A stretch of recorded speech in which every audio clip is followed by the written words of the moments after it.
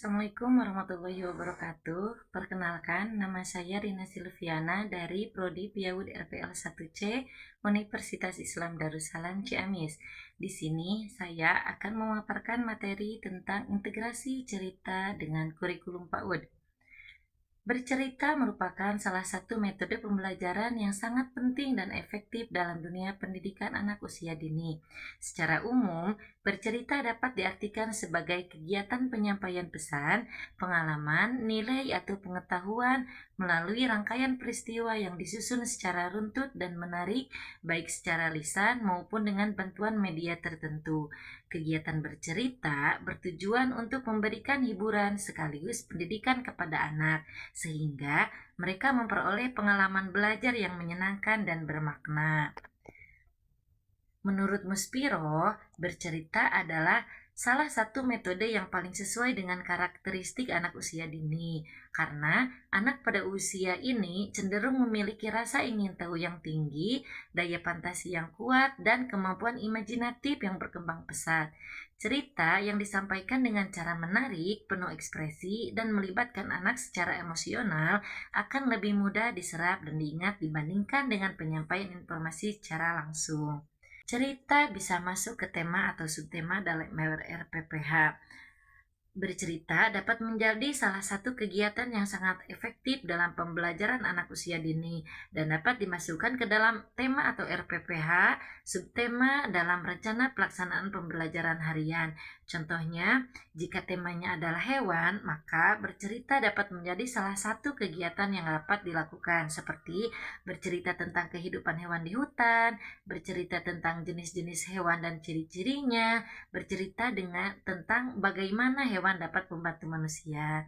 Untuk yang selanjutnya, bercerita dapat dikaitkan dengan aspek perkembangan anak, yaitu aspek nilai agama dan moral, aspek bahasa, aspek sosial emosional, aspek kognitif, dan aspek seni.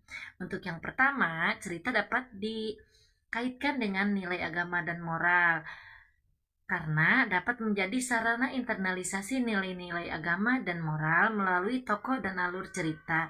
Anak dapat belajar membedakan antara perilaku baik dan buruk, serta meneladani sikap positif seperti jujur, sopan, dan tolong-menolong. Hal ini sejalan dengan pandangan bahwa pembelajaran berbasis cerita dapat menanamkan nilai akhlak dan spiritualitas anak sejak usia dini. Untuk yang selanjutnya, dapat dikaitkan dengan aspek bahasa. Kegiatan bercerita melatih kemampuan berbahasa anak, baik reseptif, mendengarkan, maupun ekspresi berbicara secara langsung.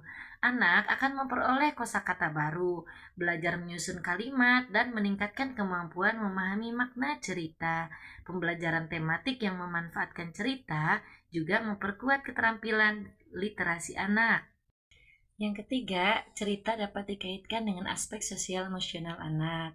Anak membantu anak memahami dan mengelola emosi serta mengembangkan empati terhadap orang lain. Tokoh dalam cerita dapat menjadi model bagi anak untuk belajar bekerja sama, berbagi, dan menghargai perbedaan. Proses ini memperkuat hubungan antara sosial anak dan teman sebayanya. Yang keempat, cerita dapat dikaitkan dengan aspek kognitif anak. Melalui alur cerita, anak diajak berpikir logis dan memahami hubungan sebab akibat.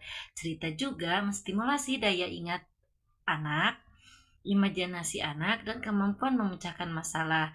Dalam pembelajaran tematik, cerita dapat menjadi pemantik kegiatan proyek seperti membuat mini drama, menggambar, atau eksperimen sederhana yang berkaitan dengan isi cerita. Yang kelima, cerita dapat dikaitkan dengan aspek seni.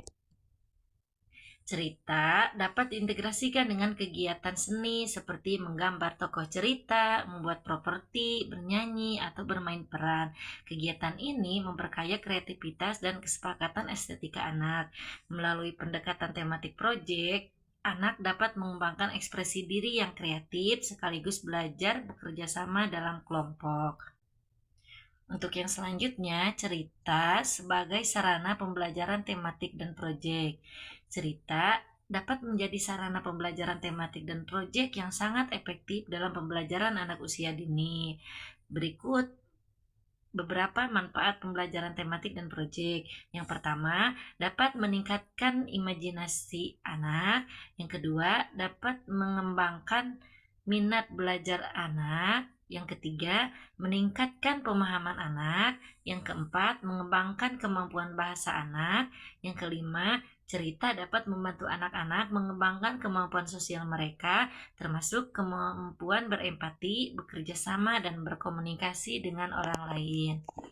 Dalam pembelajaran tematik dan proyek, cerita dapat digunakan sebagai satu pengantar tema untuk memotivasi anak-anak dan membuat mereka lebih tertarik untuk belajar.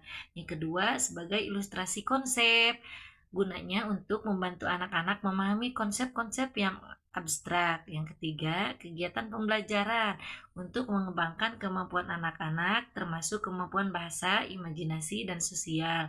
Yang keempat, sebagai penilaian, manfaatnya untuk mengetahui kemampuan anak-anak dalam memahami konsep-konsep yang dipelajari. Dapat kita simpulkan bahwa cerita menanamkan nilai-nilai kebaikan dan spiritualitas, memperkaya kemampuan berbahasa, menumbuhkan empati dan keterampilan sosial, melatih daya pikir logis dan imajinasi anak, serta mengasah kreativitas dan ekspresi anak. Dengan demikian, penggunaan cerita dalam pembelajaran tidak hanya meningkatkan kemampuan akademik anak, tetapi juga membentuk karakter dan kepribadian mereka secara utuh. Oleh karena itu, guru PAUD sebaiknya menjadikan cerita sebagai peran penting dalam pendekatan tematik dan proyek, agar proses belajar anak menjadi lebih bermakna, interaktif, dan menyenangkan. Sekian pemaparan materi dari saya. Mohon maaf atas segala kekurangan. Wassalamualaikum warahmatullahi wabarakatuh.